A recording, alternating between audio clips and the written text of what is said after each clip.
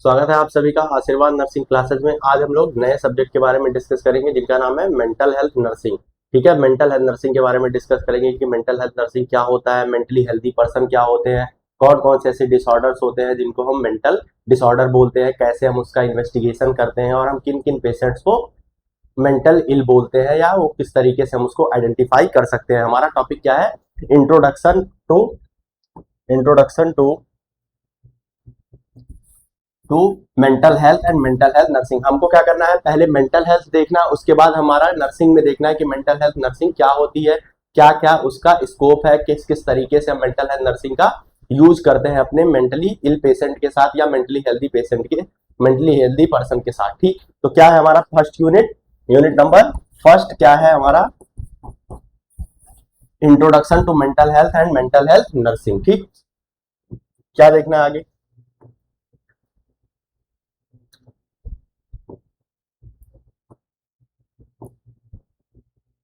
क्या है mental health? पहले तो हम लोग को देखना है कि मेंटल हेल्थ क्या होता है, उसके बाद हम लोग को देखना है कि मेंटल हेल्थ नर्सिंग क्या होता है। तो मेंटल हेल्थ क्या है? Mental health is the ability of an individual to cope adaptively with living and to achieve and maintain optimal adjustment. Simple सा कहने का मतलब होता है मेंटल हेल्थ वो चीज कहलाती है कि mental health is the ability of an individual, एक एबिलिटी होती है किसकी? इंडिविजुअल की, क्या करने की? To cope adaptively with living. मतलब कहने का मतलब है कि किस तरीके से वो अपना जीवन यापन कर रहा है, क्या वो स्ट्रेस से क्या कर पा रहा है, कोप अप कर पा रहा है कि नहीं कर पा रहा है। उसके साथ साथ and to achieve and maintain optimal adjustment, और जो एडजस्टमेंट है मतलब जो करंट सिनेरियो है या सोसाइटी जो उसको सिनेरियो दे रही है या मतलब जहां पे वो क्या कर रहा है, रह रहा है, उसमें वो पूरी तरीके से क्या कर पा रहा है, एडजस्ट कर पा रहा है कि नहीं कर पा रहा है। इसका कहने का मतलब है कि कैसा है वो, फ्लेक्सिबल है कि नहीं है, वो अच्छी तरीके से क्या नहीं, वो अच्छी तरीके से क्या कर पा रहा है, एडजस्टमेंट कर पा रहा है कि नहीं कर पा रहा है। मेंटल हेल्थ क्या है? वो अच्छी तरीके से कोप अप कर पा रहा है और उसके साथ साथ और जो करंट सिनेरियो है या सिचुएशन उसको दिया जा रहा है उसमें वो क्या कर पा रहा है, एडजस्टमेंट। ऑप्टिमल एडजस्टमेंट का मतलब होता है कि वो पूरी तरीके से एडजस्ट कर पा रहा है कि नहीं कर पा रहा है। ये हमारा क्या होता है, मेंटल हेल्थ। ठीक है, मेंटल हेल्थ क्या है? एक एबिलिटी है इंडिविजुअल की क्या करने की, कोप करने की, उसके साथ साथ एडजस्टमेंट करने की, जो हमारा सिनेरियो होता है या हमारा जो सिचुएशन होता है। ठीक, नेक्स्ट हमारा क्या रहेगा?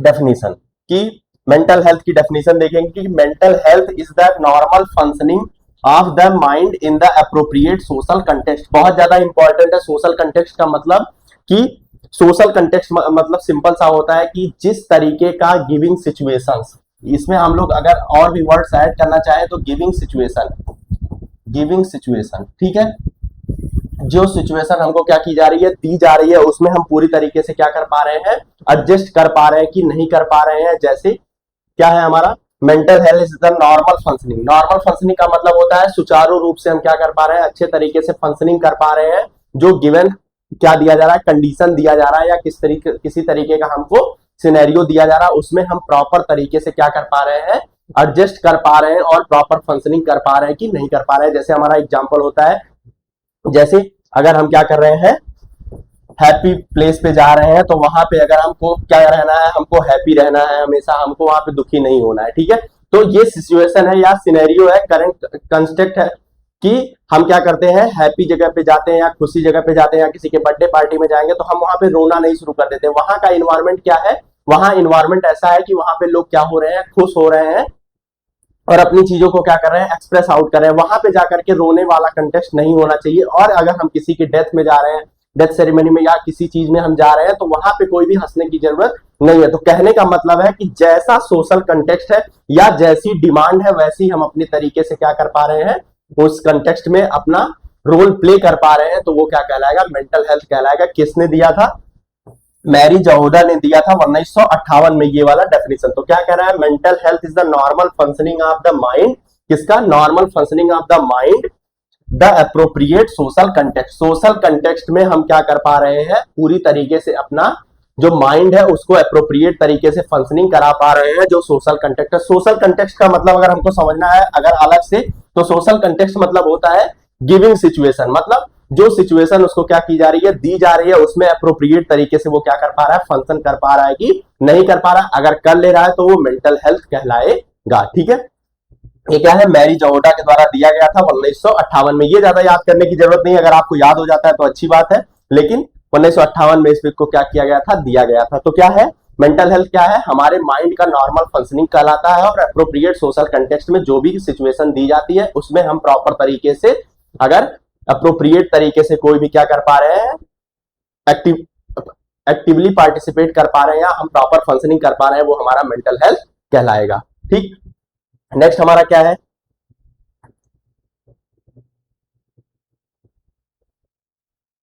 कम कंपोनेंट्स ऑफ मेंटल हेल्थ। कौन कौन से ऐसे कंपोनेंट्स या ऐसे कौन कौन से तत्व होते हैं जिनसे हम मेंटल हेल्थ को क्या कर सकते हैं, निर्माण कर सकते हैं। बहुत ही ज्यादा आसान है मेंटल हेल्थ, हमारे सराउंडिंग्स में जो चीजें हो रही हैं वही हमारी मेंटल हेल्थ कहलाती हैं, या हम जो चीज अपने खुद से एक्सप्रेस आउट कर पा रहे हैं वही मेंटल हेल्थ होता है। ठीक है, तो क्या है, कौन कौन से कंपोनेंट्स हो सकते हैं, positive thoughts about self and others and future. जब कोई भी इंसान क्या करता है, पॉजिटिव थॉट रखता है। पॉजिटिव थॉट किसके किसके लिए रखता है, अबाउट इट सेल्फ। कहने का मतलब है कि अगर पॉजिटिव थॉट्स उसको किसके लिए आ रहे हैं, खुद के लिए आ रहे हैं, उसके साथ साथ क्या है, अदर्स मतलब दूसरे के लिए और फ्यूचर के लिए। सिंपल सा हमारे पास कंपोनेंट्स आ रहे हैं, तो वो क्या कह रहा है कि पॉजिटिव थॉट्स मतलब जो सकारात्मक विचार आना चाहिए खुद के लिए, और खुद के साथ साथ किसके किसके लिए, दूसरों के लिए भी होना चाहिए। ऐसा नहीं कि हमने अपना भला कर लिया और दूसरे को कभी भी गड्ढे में फेंक दिया, ऐसा कोई करने की जरूरत नहीं है, तो वो मेंटल हेल्थ नहीं कहलाएगा। ठीक, क्या है, थॉट्स अबाउट सेल्फ, खुद के लिए भी सकारात्मक विचार होना चाहिए, उसके साथ साथ अदर्स के लिए भी, जो हमारे अन्य लोग हैं उनके लिए भी क्या होना चाहिए, पॉजिटिव थॉट्स होना चाहिए इंसान के अंदर। उसके साथ साथ क्या है, फ्यूचर। फ्यूचर का मतलब है कि अगर हम कुछ सोच रहे हैं अपने बारे में, कोई गोल हम क्या कर रहे हैं, स्टेब्लिश कर रहे हैं कि हमको उस चीज को प्राप्त करना है, तो हमको ये दिमाग में होना चाहिए कि हम उसको क्या कर सकते हैं, अचीव कर सकते हैं। पहले ही हमको निगेटिव थिंकिंग नहीं रखनी है। तो पॉजिटिव थॉट्स किसके किसके लिए रखना है, खुद के लिए रखना है, दूसरों के लिए रखना है, और फ्यूचर के लिए रखना है, अपने भविष्य के लिए भी पॉजिटिव थॉट्स रखना है कि हाँ मैं ये चीज क्या कर सकता हूँ, अचीव कर सकता हूँ, कि मेरा रिजल्ट अच्छा आएगा। इन तरीके से हम क्या कर सकते हैं, सोच सकते हैं। ठीक है, नेक्स्ट हमारा क्या है, दूसरे नंबर पे accepting and expressing the emotions. क्या करना है हमको, एक्सेप्ट करना है और एक्सप्रेस करना है। इस दोनों का मतलब होता है कि हम जो भी इमोशंस हैं, जो हमारे अंदर भावनाएं हैं, हम उनको क्या कर पा रहे हैं, एक्सप्रेस आउट कर पा रहे हैं, और जो एक्सप्रेशन हमको मिल रहा है हम उसको क्या कर पा रहे हैं, एक्सेप्ट कर पा रहे हैं। मतलब हम जैसे हम लोग बहुत ज्यादा सिचुएशंस में देखते हैं तो लोग बोलते हैं कि अगर आप मजाक कर पाते हैं तभी किसी से क्या करिए, मजाक करिए। ये बहुत ज्यादा प्राइम एग्जांपल्स हो जाते हैं हमारे लिए कि अगर आपको मजाक पसंद नहीं है तो आप मजाक करिए भी मत किसी से। ठीक है, ये क्या है, एक्सेप्ट एंड एक्सप्रेस करने की जो क्वालिटी है वो हमारे अंदर होनी चाहिए। एक्सप्रेस एंड, जो एक्सेप्ट करने की, इमोशंस को क्या करने की, एक्सप्रेस और एक्सेप्ट करने की क्या होनी चाहिए, क्वालिटी होनी चाहिए। नेक्स्ट हमारा क्या है, building and maintaining healthy relationship. इसका क्या मतलब है, रिलेशन को क्या करना है, बिल्ड करना है, उसके साथ साथ मेंटेन भी करना है। पहले तो उसको क्या करना है, बिल्ड करना है। बिल्ड करने का मतलब है उसको बनाना है। अगर हमने उसको बना लिया है उसके बाद उसको मेंटेन करना है। ऐसा नहीं है कि हमने क्या किया, रिलेशन को बिल्ड तो कर लिया लेकिन उसको मेंटेन नहीं कर पा रहे। इसका क्या मतलब है, रिलेशन अगर हम बिल्ड कर रहे हैं, बना रहे हैं, तो हम उसको क्या करें, उसको मेंटेन भी रखें, उसको सुचारू रूप से चलाएं। ये हमारे 3 कंपोनेंट्स बहुत ज्यादा इंपॉर्टेंट है। पहला क्या है, पॉजिटिव थॉट्स होना चाहिए, किसके किसके लिए, खुद के लिए सकारात्मक विचार होना चाहिए, दूसरों के लिए भी सकारात्मक विचार होना चाहिए। अगर मैं आगे बढ़ रहा हूं तो लोग भी आगे बढ़े। ये नहीं है कि हमने अपना स्वार्थ सिद्ध कर लिया है तो हम दूसरे को कोई भी प्रकार का सहायता ना प्रोवाइड करें। उसके साथ साथ अपने फ्यूचर के लिए भी उसको क्या होना चाहिए, पॉजिटिव थॉट्स होना चाहिए। नेक्स्ट हमारा क्या था, एक्सेप्ट एंड एक्सप्रेस। इसका क्या मतलब है, एक तो हमको इमोशंस को क्या करना है, एक्सेप्ट भी करना है। अगर कोई हमको इमोशंस दिखा रहा है या हमको इमोशंस के द्वारा बता रहा है तो हमको उसको क्या करना है, एक्सेप्ट करना है। उसके साथ साथ हमको अपने भी इमोशंस को एक्सप्रेस करने आना चाहिए। उसके बाद क्या है हमारा, building and maintaining healthy relationship. क्या करना है हमको, बिल्ड करना है और मेंटेन करना है रिलेशनशिप को, हेल्दी रिलेशनशिप। कोई भी प्रकार का उसमें मतभेद नहीं होना चाहिए, कोई भी प्रकार की दिक्कत नहीं होनी चाहिए। ये हमारे 3 कंपोनेंट्स हो जाएंगे। ठीक है, positive thoughts, accepting and expressing emotions, उसके साथ साथ हमारे पास क्या है, building and maintaining healthy relationship. ठीक, ये हमारे क्या हो गए, कंपोनेंट्स ऑफ मेंटल हेल्थ। ठीक, नेक्स्ट हमारा क्या है, factors of mental health. Factors of mental health का मतलब होता है कि कौन कौन से ऐसे फैक्टर्स होते हैं जो हमारे मेंटल हेल्थ को क्या कर रहे हैं, इन्फ्लुएंस कर रहे हैं या उसको बैरियर प्रोवाइड कर रहे हैं। ऐसे कौन कौन सी चीजें हो सकती है जो हमारे मेंटल हेल्थ को क्या कर रहे हैं, बैरियर उत्पन्न कर रहे हैं या इन्फ्लुएंस कर रहे हैं, मतलब उसको बढ़ावा दे रहे हैं या उसको रोक रहे हैं। ठीक है, तो क्या है हमारा सेल्फ स्टीम। ठीक है, क्या है, mentally healthy person have self high self esteem, a strong sense of identity, are self reliant, self confident, self accepting. Simple सा कहने का मतलब होता है जो हमारा बंदा क्या होता है, सेल्फ स्टीम होता है, जिसके अंदर हाईली सेल्फ स्टीम होता है, वो अपने आप को क्या कर पाता है, पहचान पाता है, सेल्फ आइडेंटिटी कर पाता है कि हाँ मैं इस चीज को क्या कर सकता हूं, अचीव कर सकता हूं, मैं इस चीज को प्राप्त कर सकता हूं, मतलब खुद की पहचान उसको होती है, जिसका क्या होता है, आत्मसम्मान बहुत ज्यादा ऊपर रहता है, जिसको सेल्फ स्टीम रहता है। ठीक, सेल्फ स्टीम है, स्ट्रॉन्ग सेंस ऑफ आइडेंटिटी, और सेल्फ रिलेंट, सेल्फ कॉन्फिडेंट, और बहुत ज्यादा वो क्या होता है, कॉन्फिडेंट होता है कि हाँ मैं इस चीज को क्या कर सकता हूँ, अचीव कर सकता हूँ कि नहीं कर सकता हूं, तो उसको आइडेंटिटी रहती है कि मैं इस चीज को क्या कर सकता हूं, अचीव कर सकता हूं। नेक्स्ट हमारा क्या है, एंड सेल्फ एक्सेप्टिंग, और वो अपने आप को क्या करता है, एक्सेप्ट करता है कि हाँ मैं इस चीज को क्या कर सकता हूं, अचीव कर सकता हूं कि नहीं कर सकता हूं। ठीक, नेक्स्ट हमारा क्या है, growth and development and self actualisation. और क्या होता है, ग्रोथ एंड डेवलपमेंट, किस तरीके से उसका ग्रोथ हुआ है, किस तरीके से उसका डेवलपमेंट हुआ है, क्या वो अपने आप को सेल्फ एक्चुअलाइज कर पा रहा है कि नहीं कर पा रहा है, ये भी हमारा फैक्टर्स होता है। तो क्या है, the extent to which an individual grows, develops and becomes self actualized affects their mental health. जैसे जैसे इंसान क्या करता है, अपने आप का ग्रोथ करता है या अपने आप का डेवलपमेंट होता है उसको, और उसको बहुत सारी चीजें क्या होने लगती हैं, पता होने लगती हैं कि मैं इस चीज को क्या कर सकता हूं कि नहीं कर सकता हूं। ठीक, क्या है, a self actualized individual in one who is turn into doing all is capable of, it refers to the person's desire for self fulfillment। क्या होता है, जैसे हम लोगों ने फंडामेंटल ऑफ नर्सिंग में मैस्लो हायरार्की पढ़ा होगा, उसमें सेल्फ एक्चुअलाइजेशन का मतलब होता है जब हर इंसान सारी चीजें क्या होता है, अचीव कर चुका होता है, self esteem, physiological need, safety and security, ये सब सारी चीजों को क्या कर सकता, लव एंड बिलोंगिंगनेस को जब अचीव कर चुका होता है, तो एक फेज आता है सेल्फ एक्चुअलाइजेशन का कि मैंने अब सारी चीजों को क्या कर लिया है, अचीव कर लिया है, और हम अपने डिजायर को क्या कर चुके हैं, फुलफिल कर चुके हैं। ये हमारा भी क्या करता है, बताता है। नेक्स्ट है integration, and individual who manage stress adaptively, जो इंसान क्या करता है, अपने स्ट्रेस को बहुत अच्छे तरीके से क्या कर पाता है, कोप अप कर पाता है या उससे क्या कर पाता है, अडॉप्ट कर पाता है, वो क्या है, integration has a positive outlook towards life and shows good integration of the thoughts personality. इसका मतलब क्या है, अगर सिंपल वर्ड में समझना चाहे तो इंटीग्रेशन का मतलब ये है कि जो इंसान क्या कर रहा है, कोप अप कर पा रहा है या अडॉप्ट कर पा रहा है स्ट्रेस से, वही आदमी क्या करता है, आगे चल करके बहुत सारी चीजों को अचीव कर सकता है, या उसकी जो पर्सनालिटी होती है उसका ग्रोमेंट हो सकता है, डेवलपमेंट हो सकता है। ठीक, नेक्स्ट हमारा क्या रहेगा, और कुछ हमारे पास फैक्टर्स। ऑटोनॉमी, क्या है autonomy, mentally healthy people make most of their life decision by their own independently or interdependently but without losing permanent independency। Simple सा कहने का मतलब ऑटोनॉमी, यहाँ पे ऑटोनॉमी का मतलब दूसरा निकल के आ रहा है कि क्या कहता है इंसान को क्या होना चाहिए, वो खुद से अपने सारे डिसीजंस को क्या कर पा रहे हैं, ले पा रहे हैं, या कुछ समय के लिए वो किसी दूसरे के ऊपर आश्रित होकर क्या कर रहा है, उसको डिसीजंस ले रहा है। लेकिन यहाँ पे लिखा हुआ है कि are interdependently but without losing permanent, अपनी पूरी स्वतंत्रता वो पूरी तरीके से लूज नहीं कर रहा है, कुछ समय के लिए वो किसी की सहायता से उसको क्या कर पा रहा है, अचीव कर रहा है या उसको प्राप्त कर रहा है, लेकिन अपनी पूरी इंडिपेंडेंसी को वो क्या नहीं कर पा रहा है, लूज नहीं कर रहा है। This is the autonomy. Next हमारा क्या है, perception of reality is the most important. Perception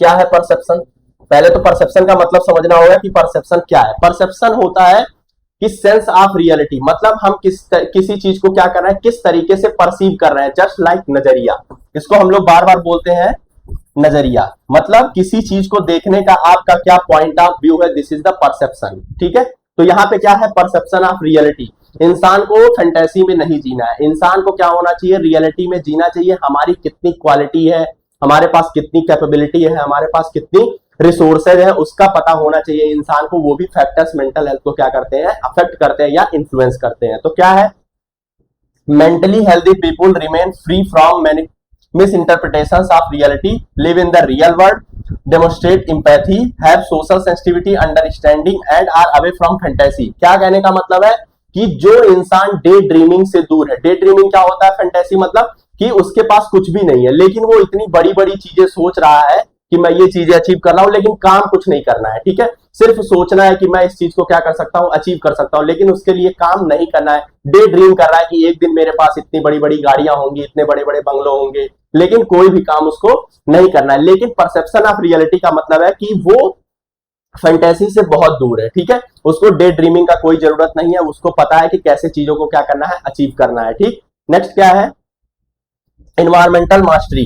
ये भी हमारे लिए बहुत ज्यादा जरूरी है, खास करके जब हम मेंटल हेल्थ नर्सिंग पढ़ रहे होते हैं। इन्वायरमेंटल मास्टरी का मतलब होता है कि जिस तरीके का सिचुएशन है, जिस तरीके की कंडीशन हमारे सामने आती है, इन्वायरमेंट जिस तरीके का, इन्वायरमेंट मतलब पर्यावरण नहीं हो जाएगा, केवल यहाँ पर्यावरण का मतलब नहीं समझा रहे हैं हम। ठीक, पर्यावरण का मतलब ये हो गया कि जैसे जलवायु का मतलब नहीं है कि जैसा इन्वायरमेंट, जिस तरीके की सराउंडिंग्स हमको दी जा रही है उसमें हम अपने तरीके से क्या कर पा रहे हैं, उसमें फिट बैठ पा रहे हैं कि नहीं बैठ पा रहे हैं, वो हमारा क्या है? Environmental mastery. जैसा सिचुएशन हमको दिया जा रहा है हम उसमें क्या कर पा रहे हैं, एडजस्ट कर पा रहे हैं कि नहीं कर पा रहे हैं, दिस इज द मास्टरी। ठीक है, तो क्या है? The extent of which an individual is successful and well adopted to his her surroundings. जो हमारे चारों तरफ हमको सिचुएशन दिया जाता है, क्या हम उसमें क्या कर पा रहे हैं, अडॉप्ट कर पा रहे हैं कि नहीं कर पा रहे हैं, this is the environmental mastery.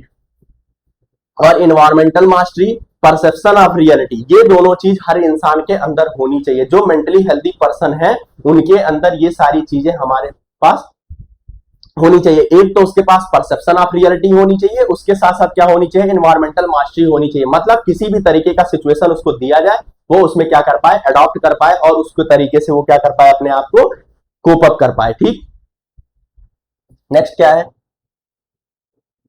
अब हमारा शुरू होगा मेंटल इलनेस। अभी हमने देखा कि मेंटल हेल्थ क्या है? जो पूरी तरीके से अपने माइंड को अडॉप्ट करके और सोशल कंटेक्स्ट के हिसाब से फंक्शनिंग कर रहा है, वो मेंटल हेल्थ हो गया। अब मेंटल इलनेस क्या है? मेंटल इलनेस सीधे उसका उल्टा कर देना है, सीधे उसका क्या कर देना है, जस्ट अपोजिट कर देना है। क्या लिखा हुआ है?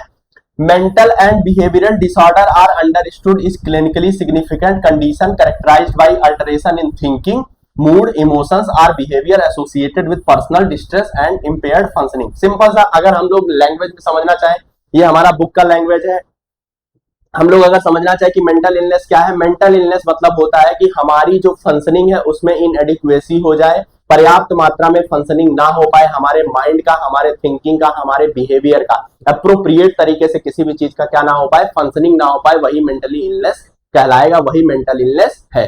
ठीक है, तो मेंटल इलनेस बुक देख लेते हैं। इसमें क्या है? Mental and behavioural disorder are understood as clinically significant condition characterised by alteration in thinking. क्या है? थिंकिंग में किसी भी चीज की क्या हो रही है, दिक्कत हो रही है। थिंकिंग मतलब सोच विचार में उसको क्या हो रही है, दिक्कत हो रही है, और उसके मूड में दिक्कत हो रही है। Mood is just like personality में दिक्कत हो रही है, उसको बाइपोलर डिसऑर्डर्स, हम लोग बहुत सारा डिसऑर्डर्स इसमें देखेंगे कि किस तरीके से हम क्या कर सकते हैं, उसको पहचान सकते हैं। और क्या है? Are behaviour associated with personal distress, personal distress की वजह से हो सकता है, और उसके साथ साथ इंपेयर्ड फंक्शनिंग, और हम इंपेयर्ड फंक्शनिंग प्रॉपर तरीके से वो क्या नहीं कर पा रहा है, फंक्शनिंग नहीं कर पा रहा है, तब हम उसको क्या बोलेंगे, मेंटल इलनेस बोलेंगे। मेंटल हेल्थ कौन था? जो अच्छे तरीके से अडॉप्ट कर पा रहा था, ये अडॉप्ट नहीं कर पा रहा है, प्रॉपर तरीके से फंक्शनिंग नहीं कर पा रहा है, ये क्या हो गया हमारा, मेंटल इलनेस। तो मेंटल इलनेस क्या है? अगर हम लोग अपने इजी लैंग्वेज में जानना चाहे तो मेंटल इलनेस वो है जब हम प्रॉपर तरीके से फंक्शनिंग नहीं कर पा रहे थे माइंड का, और अप्रोप्रिएट तरीके से सोशल कंटेक्स्ट में हम बिहेव नहीं कर पाते हैं, वही हमारा मेंटल इलनेस कहलाता है। ठीक, नेक्स्ट हमारा क्या है?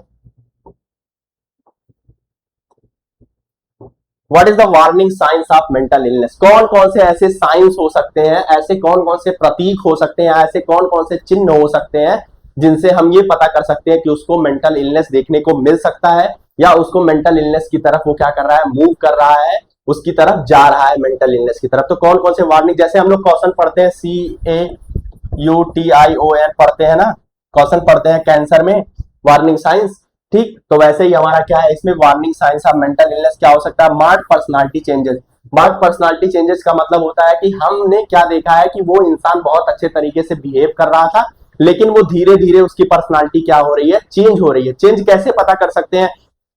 जैसे वो बहुत ज्यादा क्या कर रहा था, पहले बातचीत कर रहा था, लेकिन अब धीरे धीरे धीरे वो क्या कर रहा है, बातचीत कम कर रहा है, और वो बहुत ज्यादा सोशलाइज था, वो बहुत ज्यादा सोसाइटी में इन्वॉल्व रहता था, लेकिन वो आइसोलेट हो रहा है, विड्रॉल कर रहा है सोसाइटी के काम को या उसके फंक्शंस को, क्या कर रहा है वो डिले कर रहा है। जैसे बहुत सारे लोग होते हैं, बर्थडे पार्टीज उनको पसंद होती है, लेकिन धीरे धीरे धीरे उनकी क्या हो रही है, चेंज हो रही है वो सारी चीजें। तो ये मार्क्ड पर्सनालिटी चेंज, मतलब पर्सनालिटी में उसके क्या देखने को मिल रहा है, चेंज देखने को मिल रहा है। तो हम ऐसा कह सकते हैं कि उसको मेंटल इलनेस की थोड़ी बहुत प्रॉब्लम देखने को मिल सकती है, या वो उस तरफ क्या कर रहा है, अग्रसर हो रहा है। नेक्स्ट हमारा क्या है, inability to cope with problems and daily activities. और जो इंसान क्या कर रहा है, बहुत अच्छे तरीके से, इसका कहने का मतलब है कि एक इंसान बहुत ज्यादा अच्छा था, वो इन फंक्शंस को कर पा रहा था, लेकिन अब उसके अंदर क्या हो रहा है, इनएबिलिटी देखने को मिला है टू कोप विद प्रॉब्लम्स। जो प्रॉब्लम्स उसको दी जा रही हैं या प्रॉब्लम्स जो आ रही हैं उसको कोप अप करने में वो क्या है, इनेबल है, या उसको कर नहीं पा रहा पूरी अच्छे तरीके से। और क्या है, और डेली एक्टिविटीज जो उसको परफॉर्म करनी थी, जैसे ऑफिस जाना हो गया, उसमें उसको प्रॉब्लम्स क्रिएट हो रही हैं, ऐसी सारी चीजें अगर देखने को मिल रही हैं, उसका इंटरेस्ट कम हो रहा है, या और भी सारी चीजों में उसका क्या हो रहा है, इंटरेस्ट लो हो रहा है या कम हो रहा है, तो ऐसी सारी चीजें मेंटल इलनेस को ट्रिगर कर सकती है, या ये वार्निंग साइंस हो सकते हैं। ठीक, नेक्स्ट क्या है, strange ideas. What is the meaning of strange ideas, मतलब अद्भुत, मतलब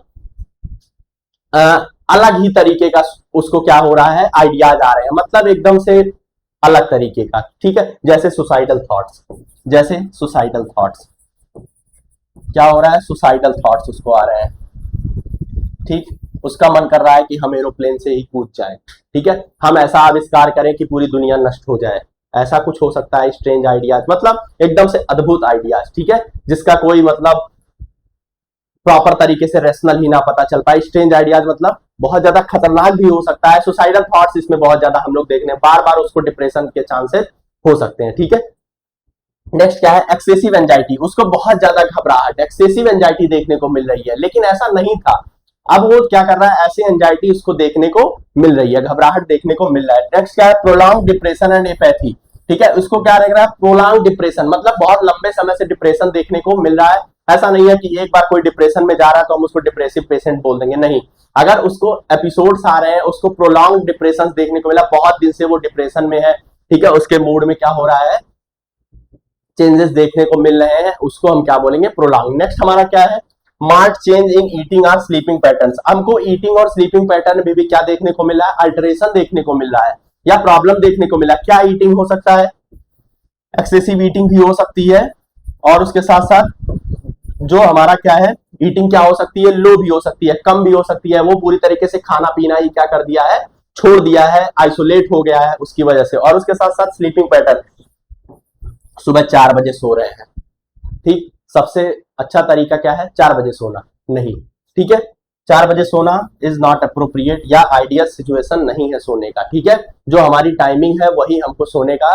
होना चाहिए। तो ये भी वार्निंग साइन हो रहा है, मतलब उनको नींद लेनी है 9 बजे, 10 बजे, 11 बजे, लेकिन वो सो रहे हैं कब, 4 बजे। तो ऐसा पैटर्न अगर देखने को मिल रहा है तो हम कह सकते हैं कि उसके वार्निंग साइंस है, किसके, मेंटल इलनेस के। तो क्या है मेंटल इलनेस के वार्निंग साइंस, एकदम सिंपल क्या कर सकते हैं हम, पर्सनालिटी चेंज देखने को मिल रहा है। कोई भी पर्सनालिटी, उसे बहुत अच्छे तरीके से बात करता था लेकिन अब बात नहीं कर रहा है, और पार्टीज में आता था, दूसरे से बात करता था, लेकिन वो आइसोलेट होने लगा है। उसके साथ साथ क्या है, inability to cope with problems, बहुत अच्छा इंसान था लेकिन वो अब कोप अप ही नहीं कर पा रहा है, उसको छोटी सी भी प्रॉब्लम दी जा रही है तो उसको कोप अप नहीं कर पा रहा है, बहुत ज्यादा डिप्रेस हो जा रहा है, बहुत ज्यादा उस पर ओवर थिंकिंग करने लग रहा है। नेक्स्ट क्या है, स्ट्रेंज आइडियाज, उसको अतरंगी आइडियाज आ रहे हैं कि सुसाइडल थॉट्स आ रहे हैं, बहुत ज्यादा ओवर थिंकिंग हो रही है, ऐसे सारे आइडियाज आ रहे हैं कि मैं इन सब सारी चीजों को कर दूं, ठीक है, ऐसे आइडियाज। उसके बाद एक्सेसिव एंजाइटी, बहुत ज्यादा एंजाइटी, एंजाइटी सबको होती है, किसी सिचुएशन से एंजाइटी होती है, कि किसी को हॉस्पिटलाइज होने से एंजाइटी होती है, या किसी को भीड़ भाड़ से एंजाइटी होती है, लेकिन एक्सेसिव एंजाइटी मतलब इतना एंजाइटी देखने को मिल रहा है कि हम उसको कंट्रोल भी नहीं कर पा रहे हैं, ये हमारा मार्क्ड पर्सनालिटी, वो क्या हो सकता है, वार्निंग साइंस हो सकते हैं। उसके साथ साथ क्या है, प्रोलॉन्ग डिप्रेशन एंड एपैथी, जो प्रोलॉन्ग डिप्रेशन उनको देखने को मिल सकता है। और हमारा क्या है लास्ट में, ईटिंग और स्लीपिंग पैटर्न उसका क्या हो सकता है, चेंज हो सकता है, या हमको ऐसा देखने को मिल रहा है। ये हमारे क्या है, वार्निंग साइंस है, किसके, मेंटल इलनेस के। मेंटल इलनेस क्या है, अडॉप्ट नहीं कर पा रहा है सही तरीके से सिचुएशंस को, या उसमें प्रॉपर तरीके से फंक्शनिंग नहीं कर पा रहा है, मेंटल इलनेस कहलाएगा। कौन कौन से वार्निंग साइंस हो सकते हैं, पर्सनालिटी चेंज देखने को मिल सकता है, स्ट्रेंज आइडियाज देखने को मिल सकते हैं, ईटिंग और स्लीपिंग पैटर्न उसका क्या हो सकता है, चेंज देखने को मिल सकता है, प्रोलॉन्ग डिप्रेशंस देखने को मिल सकते हैं, स्ट्रेंज आइडियाज देखने को मिल सकते हैं। ये सब सारी चीजें हम क्या करेंगे उसमें देखेंगे और ये हमारा वार्निंग साइंस होगा। ये हमारे मेंटल इलनेस के क्या है, वार्निंग साइंस। ठीक, नेक्स्ट हम क्या देखेंगे, मेंटल हेल्थ नर्सिंग, जो हमारे लिए बेहद जरूरी है कि what is mental health nursing. पहले तो मेंटल हेल्थ देखा, मेंटल इलनेस देखा, अब देखेंगे कि मेंटल हेल्थ नर्सिंग क्या है। मेंटल हेल्थ तक पहुंचे थे, अब उसमें ऐड करना है नर्सिंग। तो नर्सिंग जब ऐड होती है, this is the specialised care, this is the specialised science branch. ठीक है, जब नर्सिंग वर्ड लगने का मतलब है अब हम स्पेशलाइज्ड तरीके से उसको क्या करेंगे, डील करेंगे उस टॉपिक को। तो क्या है mental health nursing? Mental health nursing का इंट्रोडक्शन क्या है? Mental health nursing is a specialised field of nursing whose main focus is on person subjective expression. क्या करना है, सब्जेक्टिव एक्सप्रेशंस को उसको क्या करना है, डील करना है। ये इस प्रकार का स्पेशल, जैसे adult health nursing, AHN, CHN, child health nursing, OBG, ये भी तो स्पेशलाइज्ड नर्सिंग है। मेंटल हेल्थ नर्सिंग ऐसे ही होता है। ठीक है, adult health nursing, OBG, child health nursing, community health nursing, fundamental of nursing, ये सब सारी चीजें हम लोग पढ़ते हैं। वैसे ही मेंटल हेल्थ नर्सिंग एक स्पेशलाइज्ड फील्ड है जो पर्संस के बिहेवियर को क्या करता है, सब्जेक्टिव एक्सप्रेशंस देता है। उसके साथ साथ क्या है, these experiences fall into a continuum ranging from psychiatric illness to mental health। ठीक है, कॉन्टिनम मतलब होता है कि एक मॉडल के तरीके से उन्होंने क्या किया है, प्रस्तुत किया है कि किस तरीके से मेंटल हेल्थ नर्सिंग हमारी चलती है। ठीक है, तो मेंटल हेल्थ नर्सिंग क्या है, एक प्रकार का स्पेशलाइज्ड ब्रांच है किसका, नर्सिंग का या साइंस का, जो हमको क्या करता है, डील कराता है कि हम कैसे कैसे मेंटल डिसऑर्डर्स को क्या कर सकते हैं, ट्रीट कर सकते हैं, क्योर कर सकते हैं या उसको हम प्रिवेंट कर सकते हैं। ठीक, ये क्या है मेंटल हेल्थ नर्सिंग। नेक्स्ट हम क्या देखेंगे, definition of mental health nursing. क्या है definition of mental health nursing? Psychiatric nursing is the branch of nursing concerned with the prevention and cure of mental disorder and their sequel. क्या कहने का मतलब है, किसको इसमें किसकी स्टडी की जाती है, इसमें स्टडी की जाती है या इसमें हम देखते हैं कि किस तरीके से मेंटल डिसऑर्डर को प्रिवेंट करना है और किस तरीके से क्योर करना है। मतलब पहले तो हमको प्रिवेंट करना है, वार्निंग साइंस पता करके हम प्रिवेंट कर सकते हैं, लेकिन अगर वो नहीं प्रिवेंट हो पाया है तो हम उसको क्योर करेंगे, मतलब ट्रीटमेंट प्रोवाइड करेंगे। ये हम मेंटल हेल्थ नर्सिंग में क्या करते हैं, पढ़ते हैं। तो क्या है हमारा, cure of mental disorder and their sequel, मतलब उसकी जो बार बार एपिसोड्स है उनको क्या करेंगे, प्रिवेंट करने का प्रयास करेंगे। नेक्स्ट हमारा क्या है, it employs theories of human behaviour as its scientific framework and requires the use of self as the art of expression in nursing practice. क्या कहने हैं, ज्यादा टफ करने की जरूरत नहीं है, सिंपल सा याद रखना है कि मेंटल हेल्थ नर्सिंग वो होता है जिसमें हम क्या करते हैं, डील करते हैं किसको, प्रिवेंशन और क्योर को, किसके, मेंटल डिसऑर्डर्स के प्रिवेंशन को और क्योर को, या उसके बार बार रिपीट होने को क्या करते हैं, प्रिवेंट करते हैं मेंटल डिसऑर्डर्स को। ठीक है, और एक प्रकार की साइंस होती है या एक प्रकार का ब्रांच ऑफ साइंस है मेंटल हेल्थ नर्सिंग, जिनमें हम क्या करते हैं, मेंटल डिसऑर्डर को डील करते हैं। बस इतना जानना है कि मेंटल हेल्थ नर्सिंग क्या होता है, मेंटल डिसऑर्डर को प्रिवेंट करना, मेंटल डिसऑर्डर को क्योर करना हम किसमें करते हैं, मेंटल हेल्थ नर्सिंग में। नेक्स्ट क्या है हमारा, जस्ट लाइक याद करना है कि evolution of mental health services treatment and nursing practice, कैसे कैसे इसकी उत्पत्ति हुई, कैसे कैसे हमारे मेंटल हेल्थ नर्सिंग प्रैक्टिस का क्या हुआ, विकास हुआ, इसके बारे में थोड़ा देखना है कि कैसे कैसे उसका विस्तार हुआ। तो क्या है, initially psychiatric care was focused on custodial care and attendants with little training were hired to control the patients and psychiatric care was poor. पहले हम लोगों को कुछ नहीं पता था मेंटल हेल्थ नर्सिंग के बारे में कि मेंटल हेल्थ नर्सिंग क्या होती है, कैसे उसको क्योर करते हैं, किस तरीके से, हमको बहुत बहुत अल्प मात्रा में, बहुत कम मात्रा में हम जानते थे कि मेंटल हेल्थ नर्सिंग को हम कैसे ट्रीट कर सकते हैं। ठीक है, और क्या है, nursing as a profession emerge during the late 19th century, जो हमारी 19वीं शताब्दी थी उसमें धीरे धीरे इसका क्या होने लगा, डेवलपमेंट होने लगा और धीरे धीरे हम इसको समझने लगे कि कैसे हमको इसको क्या करना है, ट्रीट करना है या कैसे इसको डील करना है। ठीक, क्या है ये, early evolution of mental health services क्या है, हिप्पोक्रेट्स 460 से 375 BC, हिप्पोक्रेट। इतना ज्यादा यहाँ से क्वेश्चंस नहीं पूछे जाते इवोल्यूशन से, सिर्फ हमारे पास स्लाइड्स है तो हम उसको क्या करेंगे, देखेंगे कि कौन कौन से ऐसे वैज्ञानिक थे, कौन कौन से ऐसे साइकेट्रिस्ट थे जिन्होंने क्या किया है, थोड़ा बहुत हेल्प प्रोवाइड किया है। ठीक है, क्या है, Hippocrates stated the psychological abnormalities may be the root of mental disorders. ठीक है, हमने क्या देखा था, फिजियोलॉजिकल एब्नॉर्मलिटीज देखा जो हमारा रूट ऑफ मेंटल डिसऑर्डर है, मतलब उसकी जो उत्पत्ति हुई है, कहां से हो रही है मेंटल डिसऑर्डर्स की, तो फिजियोलॉजिकल कंडीशंस के बारे में, एबनॉर्मलिटीज के बारे में उन्होंने क्या किया था, बताया था। उसके बाद क्या अरस्तु ने क्या कहा, अरस्तु stated the mind is associated with the heart. इसमें इन्होंने क्या कहा कि जो हमारा माइंड है वो किससे एसोसिएटेड है, हार्ट से एसोसिएटेड है, इन्होंने बताया, ठीक है। उसके बाद क्या कहा, गैलन ने क्या कहा, ए ग्रीक फिजिशियन डिस्क्राइब इमोशनल और मेंटल डिसऑर्डर। इन्होंने थोड़ा बहुत क्या किया, इमोशनल और मेंटल डिसऑर्डर्स के बारे में बताया। वैसे यहाँ से क्वेश्चंस बहुत ज्यादा हमारे एकेडमी में नहीं पूछे जाते हैं, लेकिन हमारे पास इतना होना चाहिए कि किस तरीके से इवैल्यूएशन, कौन कौन से ऐसे साइकेट्रिस्ट उसमें क्या हुए थे, इन्वॉल्व हुए थे। तो क्या है, हिप्पोक्रेट्स है, अरस्तु है और गैलन है, ठीक। नेक्स्ट हमारा क्या रहेगा,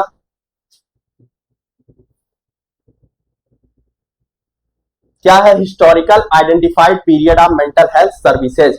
इसमें मेंटल हेल्थ सर्विसेज के जो पीरियड्स हैं, जो क्रम चल रहा था या जो स्टेप्स चल रहे थे, कौन कौन से ऐसे पीरियड या क्रम से हमने क्या किया है, उसको विकसित किया है, किस तरीके से हमारा विकास हुआ है हमारे मेंटल हेल्थ सर्विसेज का, उसके बारे में देखना है थोड़ा बहुत, ठीक। तो क्या है, the history of mental health services can be categorise into 5 stage or period. किसमें, 5 स्टेज, 5 स्टेज या पीरियड्स, ठीक।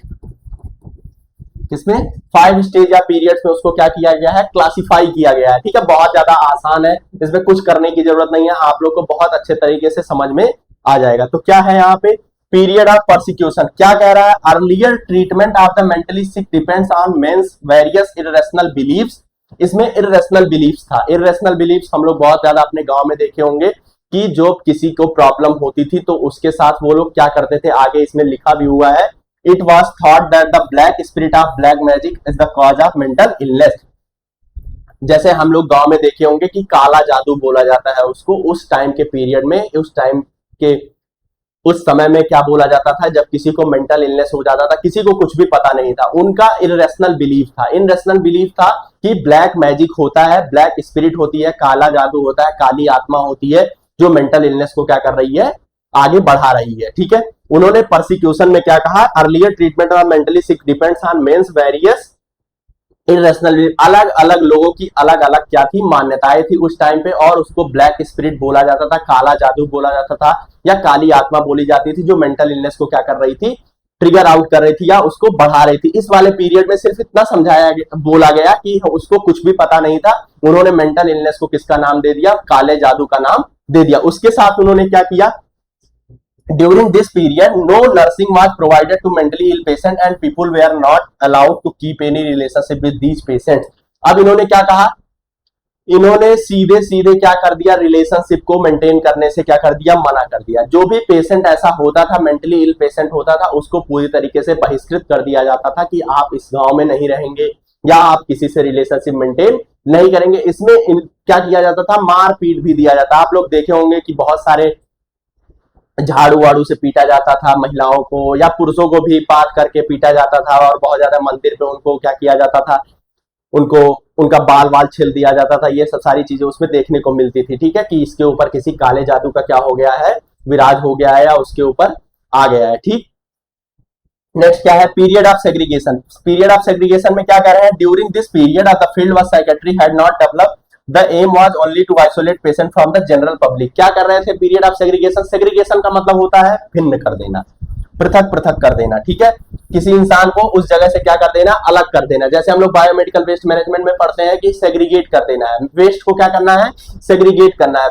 सेग्रीगेट करने का मतलब होता है अलग अलग कर देना किसी चीज को। तो यहाँ पे पर्सन को ही क्या कर दिया गया, उस जनरल पब्लिक से, मतलब नॉर्मल सोसाइटी से, नॉर्मल कम्युनिटी से उसको क्या कर दिया गया, सेग्रीगेट कर दिया गया, अलग कर दिया गया कि आप इस सोसाइटी के हैं ही नहीं। उनको पूरी तरीके से आइसोलेट कर दिया गया कि आप बाहर जाइए, आप इस सोसाइटी के नहीं हैं। ये क्या है, पीरियड ऑफ परसिक्यूशन में ब्लैक स्पिरिट हो गया। पीरियड ऑफ सेग्रीगेशन में उन्होंने जनरल पब्लिक से हमारे क्या कर दिया, उनको आइसोलेट कर दिया, उनको समाज से ही क्या कर दिया, बाहर कर दिया। उसके बाद उन्होंने क्या किया, उसके बाद उन्होंने क्या किया, ह्यूमैनिटेरियन पीरियड। इसमें धीरे धीरे चीजें शुरू हो रही हैं, मानवता वाली चीजें शुरू हो रही हैं। तो इसमें क्या है, बहुत ज्यादा डेवलप नहीं हो पाया था, लेकिन धीरे धीरे चीजें क्या होनी शुरू हो गई, शुरू हो गई, ठीक है। तो क्या है, during this period more and more asylums were set up and general physician started taking interest in working on mental illness. धीरे धीरे असाइलम्स, जो हमारे आवास थे या जो हमारे आश्रम थे, उनमें धीरे धीरे चीजें क्या होनी शुरू हो गई, डेवलप करना शुरू हो गया, लोग बनाना शुरू कर दिए। और जो हमारे जनरल फिजिशियंस थे, जो हमारे छोटे मोटे डॉक्टर्स थे, वो थोड़ा थोड़ा इंटरेस्ट लेना क्या कर दिए, शुरू कर दिए मेंटल इलनेस में, कि हाँ ये भी कोई चीज होती है। उसके साथ साथ उन्होंने क्या किया, more patients were taken care of an humanitarian ground, मानवता के आधार पर उन्होंने क्या किया, धीरे धीरे पेशेंट्स को थोड़ा बहुत केयर प्रोवाइड करना शुरू कर दिया। नेक्स्ट क्या है, बिगिनिंग ऑफ साइंटिफिक एटीट्यूड। क्या है beginning of scientific attitude? During this period mental illness was regarded as an illness. यहां पे सब लोगों ने मानना शुरू किया कि मेंटल इलनेस होता है, जो हमारा डिसऑर्डर है, जो प्रॉब्लम है, उसको मेंटल इलनेस या उसको बीमारी का नाम देना शुरू किया। ब्लैक स्प्रेड, आइसोलेशन, असाइलम से थोड़ा सा आगे बढ़ करके हमने उसको क्या किया, बीमारी का दर्जा दिया कि हाँ ये बीमारी नाम की चीज है, इसमें कोई बीमारी होती है, इसमें प्रॉब्लम्स हो सकती है। एंड नेक्स्ट क्या है, during this period mental illness was regarded as illness. Sigmund Freud described the theory of psycho analyst that laid the foundation of modern psychiatry. Sigmund Freud ने साइको एनालिसिस थ्योरी दी और उन्होंने क्या कराया, मॉडर्न साइकेट्री का root तैयार किया और उसका बेसमेंट तैयार किया कि अब इसको क्या दिया जाना चाहिए, नाम दिया जाना चाहिए। उसके साथ साथ क्या है, नेक्स्ट क्या है, पीरियड ऑफ प्रिवेंशन। अब क्या कर रहे हैं, पीरियड ऑफ प्रिवेंशन में प्रिवेंशन करने का मतलब होता है कि हम किसी चीज को, अगर हमारे नजर में आ रही है कोई चीज, तो हम उसको क्या करने का प्रयास कर रहे हैं, प्रिवेंट करने का प्रयास कर रहे हैं। ठीक है, नेक्स्ट क्या है इसमें, the mental hygiene movement gained momentum during the beginning of the 20th century, 20वीं शताब्दी। Many ideas and strategies have been developed to prevent behavioral problems and mental disorder। जैसे हमारे पास कोई प्रॉब्लम देखने को आ रही है या हमने थोड़ा बहुत मेंटल हेल्थ नर्सिंग पढ़ा हुआ है, अगर ऐसा कोई आदमी है या अगर कोई ऐसा इंसान है, अगर ऐसी कोई प्रॉब्लम देखने को मिलती है, तो हम स्ट्रेटजीज फॉलो करते हैं कि कहते हैं, कभी भी अपने दोस्त को ही बोलते हैं हम लोग कि थोड़ा सा जाकर के काउंसलिंग ले लो। अगर डिप्रेशन में जा रहा होता है या कोई ऐसी प्रॉब्लम देखने को मिलती है, तो हम अपने दोस्तों को सजेस्ट करते हैं कि थोड़ा सा काउंसलिंग ले लो साइकोलॉजिस्ट से, या चले जाओ थोड़ा बातचीत कर लो किसी से। तो ये सब स्ट्रेटजी होती है। स्ट्रेटजी होती है कि किसी अगर वार्निंग साइन देखने को मिल रहा है, अगर ऐसा कोई पेशेंट देखने को मिल रहा है या ऐसा कोई प्रॉब्लम देखने को मिल रहा है, तो हम उसको किसी चीज के पास भेजते हैं, तो ये भी स्ट्रेटजी हो जाती है।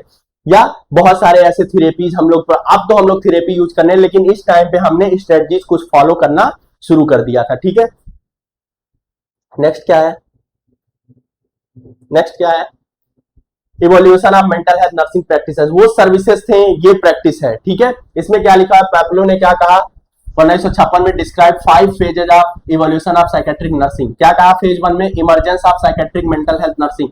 यहाँ पे धीरे से साइकेट्रिक मेंटल हेल्थ नर्सिंग को क्या करना शुरू कर दिया। इमरजेंस मतलब होता है किसी चीज का क्या होना, इंट्रोड्यूस होना।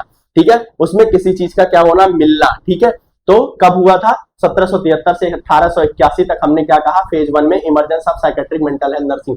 फेज 2 क्या है, development of the work role of the psychiatric nurse. अब यहाँ पे क्या कर रहे हैं, डेवलपमेंट कर रहे हैं वर्क रोल, मतलब कि कैसा काम करना है हमारे साइकेट्रिक नर्स को, यहाँ पे शुरू होना हो गया था। ठीक है, फेज 3 में क्या कर रहे हैं, development of undergraduate psychiatric nursing education. UG courses चालू हो गए थे, जैसे BSc nursing is the UG course. ठीक, ये अंडर ग्रेजुएट कोर्सेज को क्या करना शुरू कर दिया गया, स्कूल हेल्थ सर्विसेज शुरू कर दिए गए नर्सिंग में। ठीक, नेक्स्ट क्या है, फेज 4 में क्या कर रहे हैं, development of graduate psychiatric nursing education. ठीक है, ग्रेजुएट साइकेट्रिक नर्सिंग एजुकेशन को क्या किया गया, इंट्रोड्यूस किया गया। और उसके साथ साथ फेज 5 में क्या करें, development of consultation and research in psychiatric nursing practice.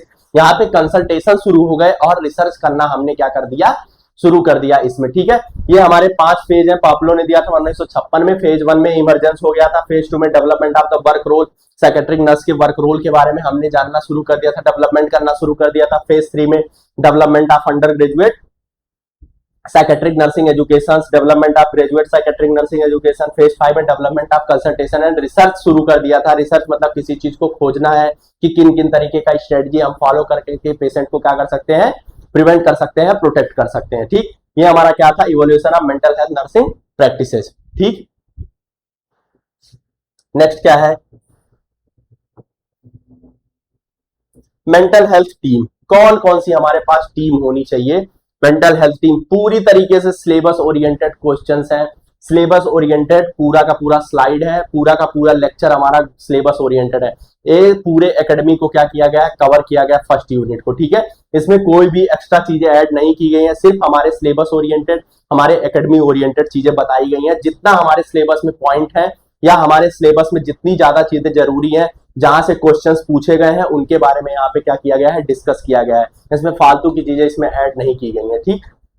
तो क्या है mental health team? A person who is suffering from mental illness can seek professional from many sources, ठीक है। कहने का मतलब है जब पेशेंट क्या होता है, जनरल अगर हम लोग बात करें या जनरल सिनेरियो में बात करें कि जब कोई पेशेंट को लगता है या कोई पर्सन को लगता है कि मैं थोड़ा बहुत क्या हो रहा हूं, अल्टर हो रहा हूं या बीमार हो रहा हूं, तब वो क्या करता है, जो प्रोफेशनल होते हैं, प्रोफेशनल मतलब डॉक्टर्स हो गए, नर्स हो गए, मतलब कोई भी ऐसा प्रोफेशनल आदमी जो थोड़ा बहुत जानकार है, उससे सलाह लेना शुरू करता है, जो मरीज होता है या जो पर्सन होता है। सेम चीज यहाँ पे भी लिखी हुई है, a person who is suffering from mental illness can seek professional help from many sources. बहुत सारे सोर्सेज, क्या सोर्सेज हो सकते हैं आप लोग को पता होना चाहिए। सोर्सेज हमारे क्या हो सकते हैं, हॉस्पिटल हो सकता है,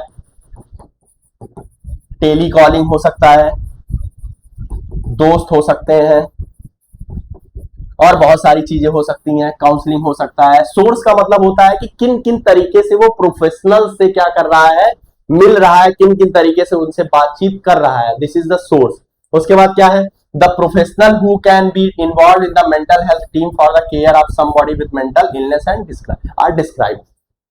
कहने का मतलब है बहुत सारी टीम होती है हमारे पास और बहुत सारे लोग होते हैं उसको क्या करने के लिए, ठीक करने के लिए, ठीक है। वो हमारा आगे चल करके लिखा हुआ है कि कौन कौन सी टीम हमारे पास होनी चाहिए, कौन कौन से ऐसे लोग होने चाहिए जो क्या करते हैं, मेंटल इलनेस को ठीक करने का काम करते हैं। तो कहने का मतलब है एक पर्सन होता है जो सफर करता है, वो बहुत सारे सोर्सेज से क्या करता है, प्रोफेशनल से मिलने की कोशिश करता है, और जो प्रोफेशनल होते हैं वो मेंटल इलनेस को क्या करने का काम करते हैं, ठीक करने का काम करते हैं। तो देखते हैं कि कौन कौन सी टीम हमारे पास होती है मेंटल हेल्थ टीम।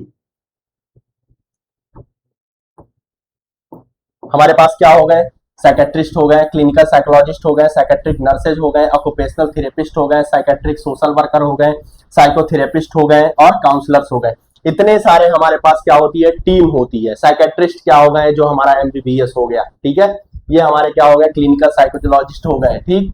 और उसके साथ साथ साइकेट्रिक नर्स होने चाहिए। ऑक्यूपेशनल थेरेपिस्ट, ऑक्यूपेशनल थेरेपिस्ट का मतलब अगर मैं समझाऊं तो जहां पे हम क्या कर रहे हैं, जहां काम कर रहे हैं,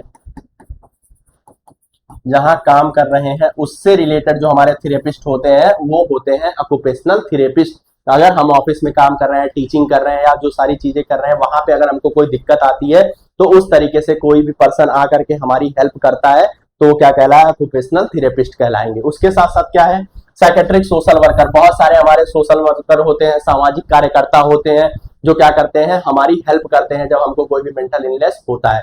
उसके साथ साथ क्या है, साइकोथेरेपिस्ट। साइकोथेरेपिस्ट का मतलब होता है जो थेरेपी प्रोवाइड करने वाला होता है। कौन कौन सी थेरेपी हो सकती है, म्यूजिक थेरेपी हो सकती है, प्ले थेरेपी हो सकती है, ईसीटी हो सकता है, मिलियोथेरेपी हो सकता है, ऑक्यूपेशनल थेरेपी हो सकती है, और हमारे क्या हो सकते हैं, बहुत सारे थेरेपीज हमको प्रोवाइड की जा सकती है। इंडिविजुअल थेरेपी, ग्रुप थेरेपी, बहुत सारे थेरेपीज होती हैं जिनको प्रोवाइड करने के लिए हमारे पास क्या होते हैं, साइकोथेरेपिस्ट होते हैं। और हमारे पास काउंसलर होते हैं जो हमको क्या करते हैं, थोड़ा बहुत नॉलेज प्रोवाइड करते हैं, जो हमको क्या करते हैं, नॉलेज प्रोवाइड करते हैं कि किस तरीके से हम क्या कर सकते हैं, अपने स्ट्रेस को क्या कर सकते हैं, डील कर सकते हैं, या उसके बारे में हमको जानकारी देते हैं स्ट्रेटजीज को फॉलो करने के लिए। ये हमारी पूरी टीम हो गई। ये हमारी टीम हमको याद रखनी है। सबसे ज्यादा क्वेश्चन हमारे एकेडमी में मेंटल हेल्थ टीम से पूछा जाता है। तो क्या हो गया, साइकेट्रिस्ट हो गए, क्लिनिकल साइकोलॉजिस्ट हो गए, साइकेट्रिक नर्स हो गए, ऑक्यूपेशनल थेरेपिस्ट हो गए, साइकेट्रिक सोशल वर्कर हो गए, साइकोथेरेपिस्ट हो गए, काउंसलर हो गए। ये हमारे साथ क्या होता है, इसमें हम लोग एनजीओ को भी ऐड करेंगे। कुछ एनजीओ भी हमारी टीम होती है, ठीक है। नॉन गवर्नमेंटल ऑर्गेनाइजेशन होते हैं, ठीक है। गवर्नमेंटल ऑर्गेनाइजेशन भी हो सकते हैं, लेकिन हम एनजीओ को ज्यादा ऐड करते हैं कि इसमें जो हमारी लागत होती है वो क्या हो जाती है, कम हो जाती है अगर एनजीओ ने हमको हेल्प किया है, ठीक है। तो ये सब सारी चीजें क्या होती हैं, हमारी मेंटल हेल्थ टीम में आती हैं, ठीक। नेक्स्ट क्या है,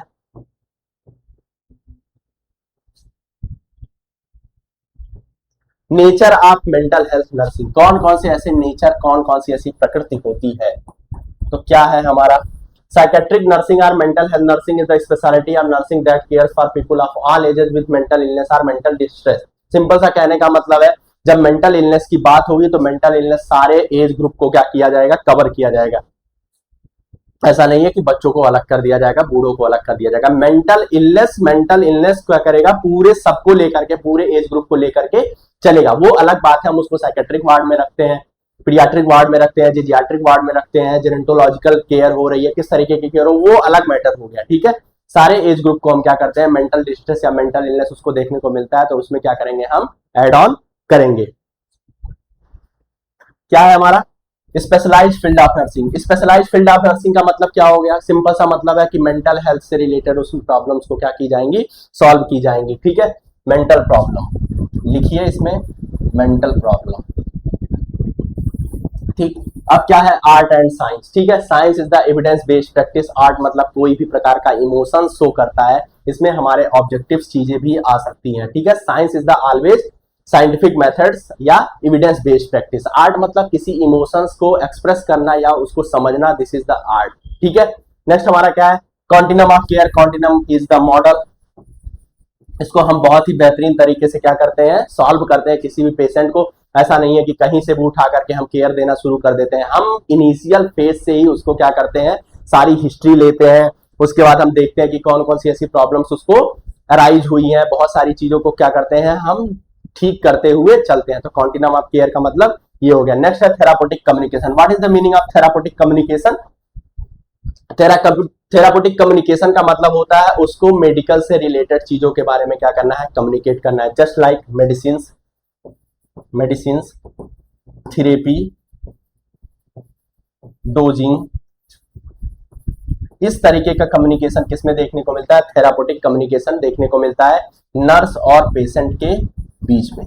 नर्स और पेशेंट के बीच में क्या हो रहा है, थेरापेटिक कम्युनिकेशन हो रहा है, उसको बोलेंगे थेरापेटिक कम्युनिकेशन, ठीक। और क्या है, फिजिकल एंड बायोलॉजिकल इंटरवेंशंस। बहुत सारे इंटरवेंशंस, बहुत सारी क्रियाएं होती हैं, फिजिकल और बायोलॉजिकल इंटरवेंशंस हम उसको क्या कर सकते हैं, प्रोवाइड कर सकते हैं। ये भी नेचर हमारा होता है किसका, मेंटल हेल्थ नर्सिंग का।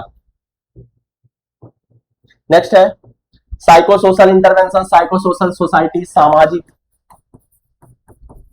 सामाजिक इंटरवेंशन उसको प्रोवाइड कर सकते हैं। उसके बाद स्पिरिचुअल इंटरवेंशन। स्पिरिचुअल इंटरवेंशन का मतलब होता है, हम सोचते हैं कि लोग अध्यात्म से जुड़े रहेंगे तो उनका मन क्या होगा, बहुत ज्यादा शांत होगा। ऐसा हमारा विचार है कि हम अगर पूजा पाठ करते हैं तो हमारी चीजें क्या होंगी, थोड़ी बहुत अच्छी होंगी। तो हम उसको स्पिरिचुअल इंटरवेंशन भी दे सकते हैं, उसके मन को क्या करने के लिए, शांत रखने के लिए हम उसको पूजा पाठ के बारे में बता सकते हैं, या जो भी धर्म का है उसको हम उसको क्या करेंगे, रिलीजियस के हिसाब से स्पिरिचुअल इंटरवेंशन उसको प्रोवाइड कर सकते हैं। नेक्स्ट हमारा क्या है, थेरापेटिक रिलेशनशिप। हमने थेरापेटिक कम्युनिकेशन देखा था, वही थेरापेटिक रिलेशनशिप भी हो सकता है, हम उसको बहुत अच्छे तरीके से बिल्ड कर रहे हैं।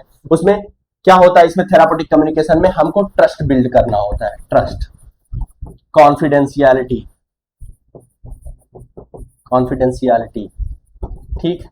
ये सब सारी चीजें हम किसमें प्रोवाइड करते हैं, थेरापेटिक रिलेशनशिप में। अगर हम कॉन्फिडेंशियलिटी नहीं प्रोवाइड कर रहे हैं, अच्छे तरीके से कम्युनिकेट नहीं कर रहे हैं, ट्रस्ट बिल्ड नहीं किया है, तो हमको कोई भी इंसान अपनी प्रॉब्लम्स को क्या नहीं करेगा, बताएगा नहीं। उसके साथ साथ क्या है, एम्पैथेटिक नर्सिंग, ये भी हमारा एविडेंस बेस्ड होता है, ठीक है। Individuality, supportive care, genuineness, respect, ये सब सारी चीजें हमारी किसकी होती है, मेंटल हेल्थ नर्सिंग की। इसको ज्यादा एक्सप्लेन नहीं करना है। इंडिविजुअलिटी एक इंसान का वो होता है, ठीक है, जैसा इंसान है उसको हम उस तरीके से ही ट्रीट करेंगे, उसमें किसी प्रकार का मतभेद नहीं करेंगे, उसमें भेदभाव नहीं करना है। उसके साथ साथ सपोर्टिव केयर, उसको सपोर्ट प्रोवाइड करना है। जेन्युइननेस मतलब पूरी तरीके से एकदम सही रहना है, ठीक है, जेन्युइन रहना है, जो चीजें हैं उसको बाकायदा बतानी है। अगर वो सुनने लायक नहीं है तो हम उसके अटेंडेंस को क्या कर सकते हैं, बता सकते हैं। उसके साथ साथ क्या है हमारा, रिस्पेक्ट। और हर मेंटल हेल्थ नर्सिंग या mental illness patient, mentally ill patient को हम पूरी तरीके से रिस्पेक्ट के साथ ही क्या करेंगे, ट्रीट करेंगे। ऐसा नहीं है कि उसकी कोई इज्जत नहीं है, ठीक है। नेक्स्ट हमारा क्या है,